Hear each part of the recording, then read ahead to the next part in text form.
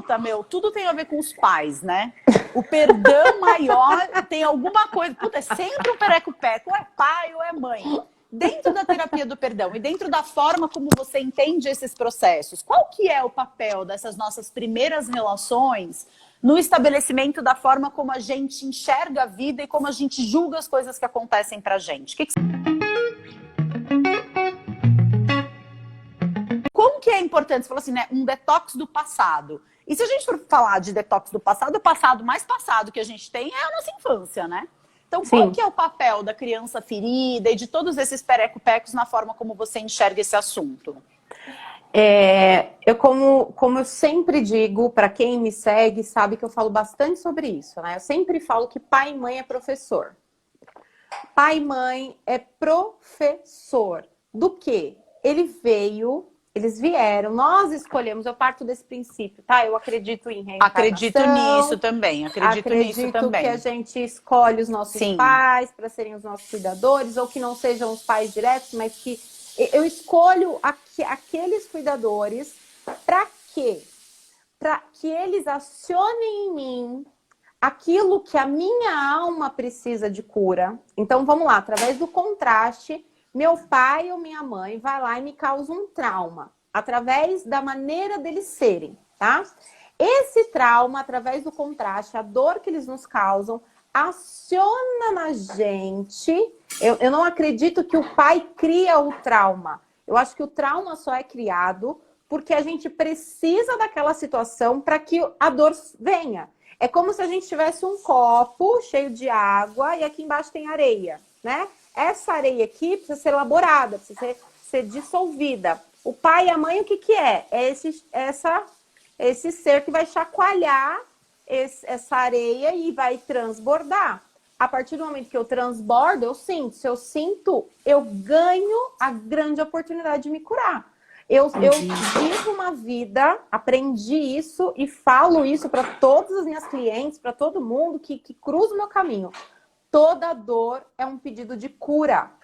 Toda dor é um pedido de cura. Porque através da física quântica, através dos estudos, conforme a gente vai entendendo melhor o campo eletromagnético, a gente começa a perceber que todos esses traumas, a gente já vem com um campo eletromagnético, já com algumas informações ali de DNA, de ancestralidade. E esse campo eletromagnético é que vai, em uma parte, desenhando a nossa vida, desenhando a nossa trajetória. Então, a partir do momento que eu ganhei essa consciência real, claro que fora a terapia também, porque a terapia me ajudou muito, mas quando eu entendi que pai e mãe é só treinador, que pai e mãe só veio aqui para me treinar para alguma coisa que a minha alma pede para que eu treine, que era que eu me cure, nossa, ali virou uma chave na minha cabeça que eu falei, cara, é isso. Aí você para de julgar a mãe, porque aí você entende que mãe também tem uma ancestralidade, que mãe também foi criança,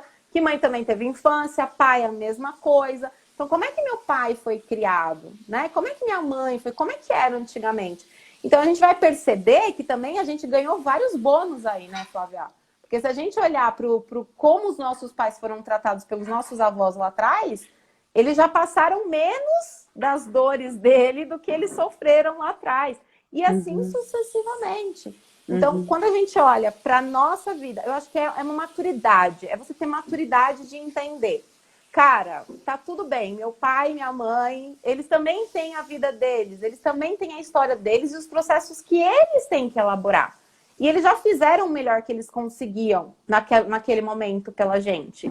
Mas, se coisas aconteceram, é porque a gente tinha um porquê, né? Só para vocês entenderem. O meu pai, ele sempre foi um cara muito ausente no sentido de ação.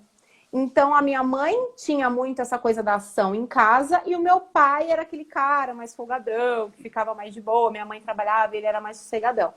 E ele eu não sentia nele, e aí a minha percepção, porque eu acho que é legal falar isso também, porque tem muita coisa na infância que a gente guarda e na realidade nem foi aquilo que aconteceu. Né? Total. Então, vamos trazer assim, vou trazer para minha responsabilidade. Então, o que eu gostaria que meu pai tivesse feito, que era me ajudar com questões de carro, me ajudar, coisas que homem deveria, né, entre aspas, me ajudar. Meu pai foi meio ausente em relação a isso. E eu sempre carreguei muita mágoa dele por conta disso. Só que hoje eu vejo que eu só cheguei aonde eu cheguei, porque na verdade, se eu parar para analisar, o que meu pai estava me treinando? Para quê? Ele estava me treinando para agir por conta própria. Ele estava me treinando para ser... Autossuficiência, né? Exatamente. Eu tô até anotando algumas coisas aqui. Então, quando a gente olha para trás, tira o julgamento, tira o significado ruim, tira o vitimismo, você começa a olhar de uma maneira mais madura, você fala, poxa, e o que eles passaram lá atrás também, né? Como que foi? E aí você entra numa compreensão, e essa compreensão você consegue aflorar o amor. E assim, o amor que eu digo não é nem o amor, porque muitas vezes a gente sabe que tem pais, assim, eu nunca sofri abuso, nada grave do meu pai, né? Nunca aconteceu nada gravíssimo. Mas a gente sabe que tem muitas vezes que isso acontece, eu atendo pessoas que já sofreram abusos sexuais pelo próprio pai. Então não é um processo fácil de ser elaborado. Só que eu gostaria muito de deixar muito enfatizado aqui para vocês, gente, que assim,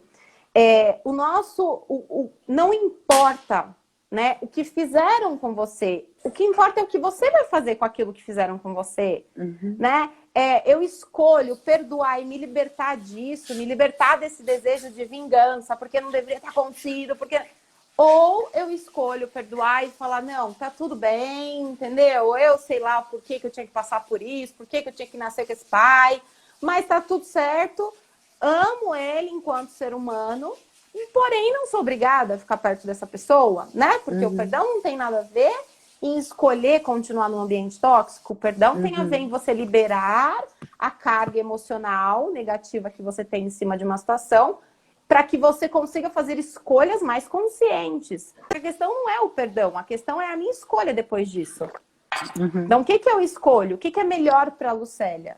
Eu perdoar é essencial, porque a gente entra na aceitação, porque senão a gente não vive, né? Você fica, não deveria, não deveria, não deveria, não deveria, não deveria. Você sabe que hoje eu estava gravando um vídeo que vai ao ar no portal amanhã. Amanhã a gente começa uma série sobre taoísmo, dentro do Portal Despertar, né? E aí hoje eu estava gravando a introdução dessa série. Também não vou ficar falando muito aqui para não ser spoiler, mas eu acho que tem uma coisa muito importante associada a isso que você trouxe, que é essa cisão que acontece dentro da gente, essa dualidade que é absolutamente adequada a uma realidade tridimensional, que é regida por tempo e espaço, né? Porque essa é a 3D, esse é o momento que a gente vive na Terra, né? A gente vive num planeta que pertence à tridimensionalidade. Tem gente que falou que já entrou na quarta, tem gente que falou que está entrando na quinta, mas quando a gente pensa na 3D, a gente está falando dessas duas variáveis, né? Tempo e espaço. E quando a gente fala de tempo e espaço, a gente existe um tempo que você demora para ocupar os espaços. Né? É isso, né? Então tem um espaço entre o ponto A e o ponto B. Para ir do ponto A até o ponto B, que existe um espaço, eu levo um tempo. Então, eu acho que uma das confusões que a gente faz é da nossa tendência a achar que o perdão é algo associado, e talvez eu acho que essa seja a lembrança mais pertinente assim dentro da minha própria vida, desse processo de perdão, que é o padre, que vai lá e te perdoa pelos seus pecados, né? Então, eu te perdoo, você vai lá, ajoelha no milho, e aí você reza 20 Ave Maria, 10 Pai Nosso, né? E aí na semana que vem você vem confessar de novo e você vai ser perdoado de novo, né? É como se fosse algo instantâneo. É que nem assim o amor. Cara, eu te amo de graça. Tá bom, você pode até amar de graça. Mas assim, é um processo de construção. O perdão é um processo. A aceitação é um processo. A gente está numa realidade em que os processos levam tempo.